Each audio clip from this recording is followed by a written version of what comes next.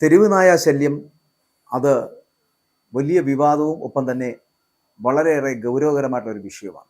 പക്ഷെ അതിനെ അത്രത്തോളം ഗൗരവകരമായിട്ടാണോ അല്ലെങ്കിൽ ഗൗരവത്തോടു കൂടിയാണോ സർക്കാരുകൾ നോക്കിക്കാണുന്നത് എന്നുള്ളത് അതിനേക്കാളേറെ വലിയ വിഷയമാണ്. നമുക്കറിയാമല്ലോ, നമ്മൾ കേരളത്തിൽ തന്നെ ഒന്ന് പരിശോധിച്ചു കഴിഞ്ഞാൽ സ്കൂളിൽ പോകുന്ന കുട്ടികൾ, കൊച്ചു കുട്ടികൾ ഈ തെരുവ് നായ അവരുടെ കടിയേൽക്കാതെ വീടുകളിൽ എത്താൻ കഴിയാത്തൊരു സ്ഥിതിവിശേഷം. തെരുവ് നായ്ക്കൾ ഓടിച്ചിട്ട് കടിക്കുന്ന, കടിച്ചു കൊല്ലുന്ന തരത്തിലുള്ള ഒരു സ്ഥിതിവിശേഷം കേരളത്തിലുണ്ട്. പക്ഷെ അത് കണ്ടിട്ടും കാണാതെ പോകുന്ന സർക്കാരുകൾ. അതിരിക്കട്ടെ, പക്ഷെ സുപ്രീം കോടതി ഇതിനകത്ത് ഇടപെട്ടു. ഈ തെരുവ് നായ ശല്യം വർദ്ധിക്കുന്നു എന്നുള്ള സാഹചര്യത്തിൽ ഹർജികൾ വന്നപ്പോൾ ആ ഹർജി തീർപ്പാക്കിക്കൊണ്ട് പറഞ്ഞതാണ് ഇതിന് എത്രയും പെട്ടെന്ന് ഒരു പരിഹാരം, ഒരു ശാശ്വത പരിഹാരം ഉണ്ടാക്കണമെന്ന്. എനിക്ക് തോന്നുന്നു ഒരു 3 ആഴ്ചയ്ക്ക് മുൻപായിരിക്കും അത്ര ഒരു വിധി വന്നത് തന്നെ. പക്ഷെ ആ വിധിക്ക് അനുകൂലമായിട്ടുള്ള സാഹചര്യങ്ങൾ ഉണ്ടാക്കിയെടുക്കുവാനോ തെരുവ് നായ ശല്യത്തിന് പരിഹാരം കാണാനോ നമ്മളെ സർക്കാരുകൾക്ക് കഴിഞ്ഞു എന്ന് തോന്നുന്നുണ്ടോ സാദിഖ് സാറേ? നമ്മുടെ കേരളത്തിന്റെ പേര് ഗോഡ്സ് ഓൺ കൺട്രി എന്നായിരുന്നു. ആ ഗോഡിന്റെ അക്ഷരം ആദ്യത്തെ ഒന്ന് തിരിച്ചിട്ടാൽ ഡോഗാകും. ആ രീതിയിൽ കേരളത്തെ പിന്നെ ഡോഗ്സ് ഓൺ കൺട്രി എന്ന് വരെ ഈ കേരളത്തിലും പുറത്തും എല്ലാം ആക്ഷേപിച്ചുകൊണ്ടിരിക്കുന്ന ഒരു കാലഘട്ടമാണ്. ഗവൺമെന്റുകൾ, തദ്ദേശഭരണ സ്ഥാപനങ്ങൾ ഒന്നും ഇക്കാര്യത്തിൽ കാര്യമായ, ക്രിയാത്മകമായ ഒന്നും ചെയ്യാത്ത ഒരു സാഹചര്യത്തിൽ നമ്മൾ മലയാളികൾ ഒരുപാട് വിഷമിച്ചതാണ്. ഒരുപാട് കുഞ്ഞുങ്ങൾ മരണപ്പെട്ട അമ്മമാരുടെ കണ്ണീരിപ്പോഴും മാറിയിട്ടില്ല. ഭാഗ്യവശാൽ സുപ്രീം കോടതിയിൽ ഇത് ഒരു കേസായി വരികയും, എനിക്ക് തോന്നുന്ന കേസ് അത് സ്വമേധയാ എടുത്ത കേസാണ്. ഡൽഹിയിൽ ഏതോ ഒരു കുട്ടിയെ തെരുവ് നായ കടിച്ച് കൊല്ലുന്ന പരുവത്തിൽ വരെ, ആ മൃതപ്രായനായ പരുവത്തിൽ എങ്ങാണ്ടാണ് സുപ്രീം കോടതി സ്വമേധയാ കേസെടുത്ത്, സ്വമോട്ട കേസെടുത്തിട്ടാണ് തീർച്ചയായിട്ടും ഒരു വലിയ, ഒരുപക്ഷെ ഇന്ത്യയിലെ ഏറ്റവും കൂടുതൽ സ്വാഗതം ചെയ്യപ്പെട്ട ഒരു ജഡ്ജ്മെന്റ് ഏതാണെന്ന് ചോദിച്ചാൽ ഞാൻ പറയും ഈ തെരുവ് നായ്ക്കളെ തെരുവിൽ നിന്നും പൊതു ഇടങ്ങളിൽ നിന്നും നീക്കം ചെയ്യണമെന്നുള്ള ആ സുപ്രധാനമായ ജഡ്ജ്മെന്റ് ആണ്. അതിന് വെറുതെ ഒരു ജഡ്ജ്മെന്റ് ഇറക്കിയാൽ ഈ പറഞ്ഞ ജഡ്ജി റിട്ടയർ ചെയ്ത് മരണപ്പെട്ടാലും നടപ്പിലാവില്ല എന്ന് തിരിച്ചറിവുള്ളത് കൊണ്ട് അതിനൊരു സമയപരിധിയും കൂടെ വെച്ചു. 8 ആഴ്ച. ഈ നമ്മൾ പരമാവധി വേഗത്തിൽ എന്നൊക്കെ ഒരു വാക്ക് പറഞ്ഞാൽ ഈ പരമാവധി ആപേക്ഷികമാണ്. ഒറ്റ ദിവസമാകാം, ഒരു മാസമാകാം, ഒരു വർഷമാകാം, ഒരു യുഗം വരെയും ആകാം. അതുകൊണ്ട് 8 ആഴ്ചയ്ക്കുള്ളിൽ എല്ലാ സംസ്ഥാനങ്ങളും കേന്ദ്രഭരണ പ്രദേശങ്ങൾക്കും എല്ലാവർക്കും പൊതുവായിട്ടുള്ള ഒരു ഉത്തരവാണ്. പക്ഷേ കേരള സർക്കാർ എന്ത് ചെയ്തു എന്ന് നമ്മൾക്ക് ഒരു അപഗ്രഥനം നടത്തിയാൽ ഒന്നും ചെയ്തില്ല. തികച്ചും ലജ്ജാകരമായ ഒരു കാര്യമാണ്. അപ്പൊ ഒരു കാര്യം ഉറപ്പാണ്, ഇവർക്ക് ഇച്ഛാശക്തി സ്വന്തം നിലയിൽ ഇല്ല.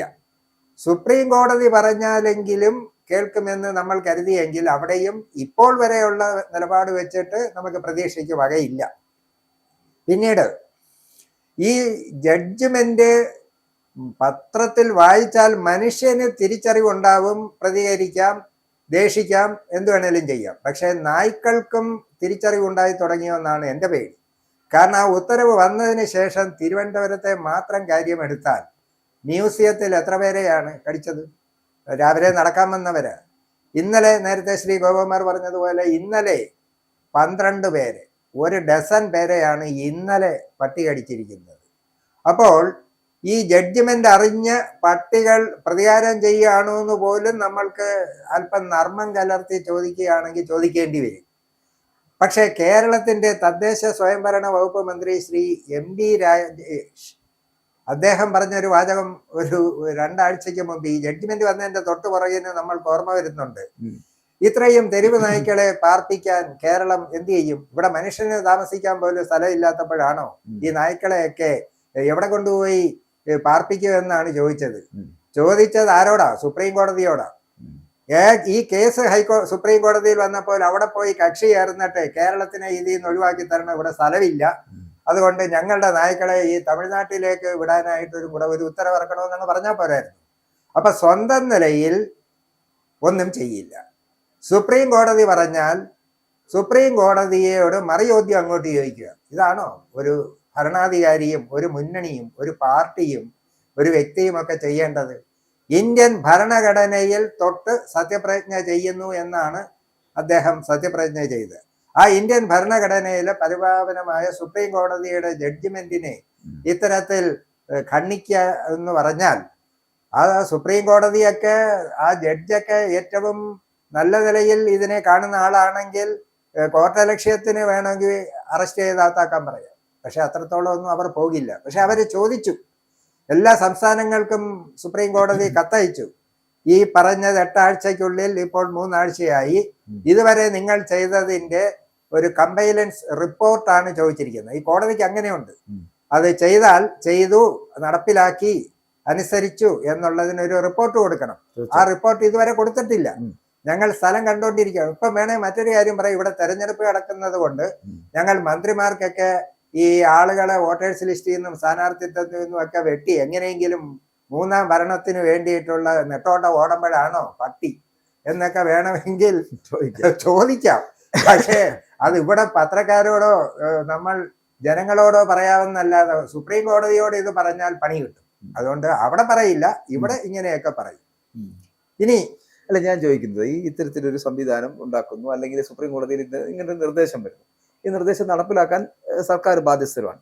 പക്ഷെ നമ്മൾ അതൊക്കെ നിൽക്കുമ്പോഴും ഇത് നടപ്പിലാക്കാൻ കഴിയാതായി പോകുന്നത് എന്തുകൊണ്ടാണ് എന്നുള്ളതാണ്. എന്തുകൊണ്ടാണ് ഈ തെരുവ് നായ്ക്കളെ നമുക്ക് നശിപ്പിക്കാൻ കഴിയാതെ, അല്ലെങ്കിൽ അതിനെ നമ്മൾ നിർബന്ധിത വന്ധ്യീകരണം കൊണ്ടുവന്നു, ഇത്തരത്തിലുള്ള പരിപാടികൾ കൊണ്ടുവന്നു, ഇത് നടപ്പിലാകില്ല എന്നുള്ളതല്ലേ? സത്യം പറഞ്ഞാൽ പണ്ട് നടപ്പിലാക്കിക്കൊണ്ടിരുന്ന പോലെ ഇതിനെ ഇല്ലായ്മ ചെയ്യുക എന്നത് തന്നെയല്ലേ ഇതിന്റെ മുന്നിലുള്ള വഴി എന്ന് പറയുന്നത്. അതെന്തുകൊണ്ട് നടപ്പിലാകുന്നില്ല അവിടെ? അത് ഇച്ഛാശക്തി ഇല്ലാത്തത് കൊണ്ട് മാത്രം. ചില കാര്യങ്ങളിൽ വളരെ ഇച്ഛാശക്തി ഉണ്ടെങ്കിൽ സമയബന്ധിതമായി നമ്മൾക്ക് നടപ്പിലാക്കാൻ പറ്റും, വേണമെന്ന് വിചാരിച്ചാൽ. അതുകൊണ്ടാണല്ലോ ഒരു ചൊല്ല് തന്നെ ഉണ്ടല്ലോ, വേണമെങ്കിൽ ചക്ക വേരിലും കായ്ക്കും, വേണ്ടാന്നുണ്ടെങ്കിൽ വേരിലും കായ്ക്കില്ല, മുകളിലും കായ്ക്കില്ല, ഒരിടവും കായ്ക്കില്ല. അത്രയേ ഉള്ളൂ അതിന്റെ ഒരു മറുപടി. അതായത് ഗവൺമെന്റിന് ഈ വിഷയത്തിൽ താല്പര്യമില്ല. ഇപ്പോഴത്തെ ഗവൺമെന്റിൽ ഞാൻ കാണുന്ന ഒരു ന്യൂനത, എന്ത് ചെയ്യുമ്പോഴും പാർട്ടിക്ക് എന്തെങ്കിലും ഗുണം കിട്ടുമോ എന്നുള്ളതാണ്. അത് മാത്രമാണ്. അതെ, ഞാൻ അപ്പൊ അതിനകത്ത് എനിക്ക് ആകെ വീണ്ടും തോന്നുന്ന ഒരു കാര്യം എന്ന് പറഞ്ഞാൽ, ഈ തെരുവ് നായ്ക്കളുടെ ശല്യം, പേവിഷബാധ, ഇത് രണ്ടും നമ്മൾ കണക്ട് ചെയ്യേണ്ടി വരും. അപ്പോൾ ഈ പേവിഷബാധയ്ക്ക് ഉപയോഗിക്കുന്ന വാക്സിനുകളുമായി ബന്ധപ്പെട്ടിട്ട് ഒരു മരുന്ന് മാഫിയ ഇവിടെ പ്രവർത്തിക്കുന്നുണ്ട്. ഈ മരുന്ന് മാഫിയെ സഹായിക്കുക എന്നൊരു ലക്ഷ്യത്തോടു കൂടിയുള്ള ഒരു പ്രവർത്തനം, അത് പാർട്ടിയുടെയും സർക്കാരിന്റെയും ഭാഗത്ത് നിന്ന് ഉണ്ടാകുന്നത് കൊണ്ടാണ് തെരുവ് നായ്ക്കളെ വന്ധ്യംകരണം ചെയ്യാനോ അല്ലെങ്കിൽ ഉന്മൂലനം ചെയ്യാനോ കഴിയാതെ പോകുന്നതെന്ന് പറയേണ്ടിയിരിക്കുന്നു. തീർച്ചയായിട്ടും അതിന് കൃത്യമായി നമ്മൾക്ക് മുമ്പ് തിരുവനന്തപുരം ജില്ലാ കളക്ടറായിരുന്ന ശ്രീ ബിജു പ്രഭാകർ IAS, അദ്ദേഹം പരസ്യമായി പ്രസംഗിച്ചതും എഴുതിയതും നമ്മളുടെ കൈകളിലുണ്ട്.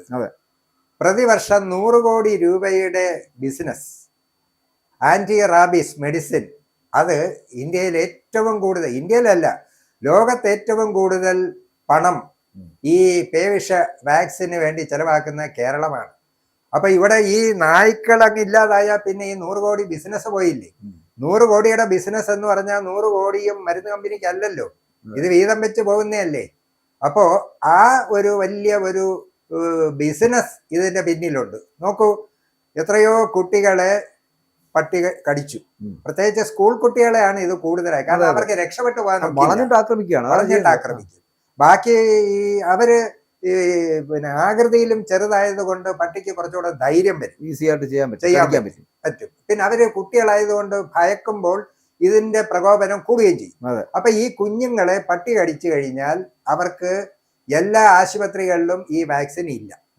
വാക്സിൻ ഉണ്ട്, വാക്സിൻ എടുത്ത 5ഓ 6ഓ കുഞ്ഞുങ്ങളും മരണപ്പെട്ടു. അപ്പോൾ ഈ വാക്സിൻ പോലും ഡ്യൂപ്ലിക്കേറ്റാ. ഇപ്പോ പിന്നെ ഡ്യൂപ്ലിക്കേറ്റ് ഇല്ലാത്ത ഒരിടം ഇല്ല, ശബരിമലയിൽ വരെ ഡ്യൂപ്ലിക്കേറ്റ് ആയി കഴിയും. അപ്പൊ ഈ വാക്സിനും ഡ്യൂപ്ലിക്കേറ്റാ. അപ്പൊ ആലോചിച്ച് നോക്കൂ, ഒരു കുഞ്ഞിന്റെ അമ്മ ആ കുഞ്ഞിനെ പട്ടി കടിച്ച് മരണപ്പെട്ടപ്പോഴാണെന്ന് തോന്നുന്നു അവര് ചാനലുകളിൽ പറഞ്ഞ നമ്മൾ കണ്ടു. ഞാൻ കരഞ്ഞു പറഞ്ഞതാണ്, ഇവിടെ മാലിന്യം ഇടരുത്, കുഞ്ഞുങ്ങൾ പോകുന്ന വഴിയാണ്, പട്ടിയുടെ ആക്രമണം ഉണ്ടാവുമെന്ന് പറഞ്ഞിട്ട് ആരും കേട്ടില്ല. എനിക്ക് എന്റെ കുഞ്ഞിനെ നഷ്ടപ്പെട്ടു. ആ കണ്ണീരൊക്കെ നമുക്ക് മറക്കാൻ പറ്റും. അപ്പോ അതൊക്കെ ഉൾക്കൊണ്ടുകൊണ്ട് വേണ്ടേ ഈ ഗവൺമെന്റ് ഇതൊക്കെ ചെയ്യേണ്ടത്? അവിടെ ഗവൺമെന്റിനല്ല, ആദ്യത്തെ ഇതിന്റെ ഉത്തരവാദിത്വം തദ്ദേശ സ്ഥാപനങ്ങൾക്കാണ്. അവരെന്ത് ചെയ്യുന്നു? നമ്മൾ തിരുവനന്തപുരത്ത് രസകരമായ ഒരു സംഭവം നടന്നു. കുറെ നായ്ക്കളെ ABC അനിമൽ ബർത്ത് കൺട്രോൾ വന്ധ്യംകരിച്ചിട്ടായിരിക്കാം ഒരു വണ്ടിക്കകത്ത് കയറ്റി പിടിച്ചുകൊണ്ടുപോയ സ്ഥലത്തല്ലാതെ മറ്റൊരു പ്രദേശത്ത് കൊണ്ടുപോയി ഇറക്കാൻ പോയി. അവിടെ ഉള്ളവര് രാവിലെ നോക്കിയപ്പോൾ പട്ടിയെ കൊണ്ടിറക്കാൻ പോയത് കൊണ്ട് അവർ അവിടെ നോക്കിച്ചു. അപ്പൊ എനിക്ക് ഓർമ്മ വന്നത് പണ്ടത്തെ ഈ യക്ഷികളെ തളയ്ക്കുന്നതാണ്. യക്ഷികളെ കൊല്ലാനൊക്കില്ല, പക്ഷെ ഒരു മന്ത്രവാദി ആവാഹിച്ച് ആണിയിലാക്കി അടുത്ത പഞ്ചായത്തിലെ പാലയിൽ കൊണ്ടുപോയി അടിക്കും. കുറെ നാള് അപ്പൊ ഇവിടെ രക്ഷപ്പെടും, പിന്നെ അവിടെ ആകും. അപ്പൊ അവിടുത്തുകാർ അവിടെ നിന്നും വേറൊരിടത്തേക്ക് മാറ്റി വിടുന്ന കണക്ക് ഈ തെരുവ് നായ്ക്കളെ ഒരു പ്രദേശത്ത് നിന്ന് വണ്ടി കയറ്റി അടുത്ത പ്രദേശത്ത് കൊണ്ടുവിട്ടത് കൊണ്ട് എന്താ പ്രയോജനം? കടി കിട്ടുന്നവരുടെ പേര് മാറും എന്നല്ലാതെ കടി തന്നെയല്ലേ. ഇന്നലെ കടിയേറ്റതിൽ സർക്കാർ ഉദ്യോഗസ്ഥരും ഹരിത സേനയിൽപ്പെട്ടവരും ഒക്കെ ഉണ്ട്. പട്ടിക്ക് എന്ത് പാർട്ടി, പട്ടിക്ക് എന്ത് ഡെസിഗ്നേഷൻ, പട്ടിക്ക് വല്ലതും ഉണ്ടോ? സുപ്രീം കോടതി ജഡ്ജിയെ കിട്ടിയാലും പട്ടി കടിക്കും.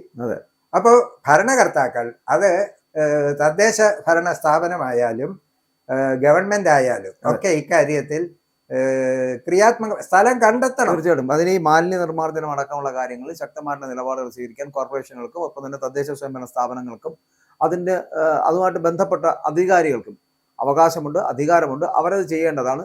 ആ ഒരു ഉത്തരവാദിത്വം നിറവേറ്റാത്തത് തന്നെയാണ് ഒന്നാമതായിട്ട് തെരുവുനായ ശല്യം വർദ്ധിക്കുവാനുള്ള കാരണം. രണ്ട്, ഇവയെ വന്ധ്യംകരണം നടത്തുന്നില്ല, അല്ലെങ്കിൽ നശിപ്പിക്കുവാനുള്ള മാർഗങ്ങളിലേക്ക് സർക്കാരുകൾ പോകുന്നില്ല.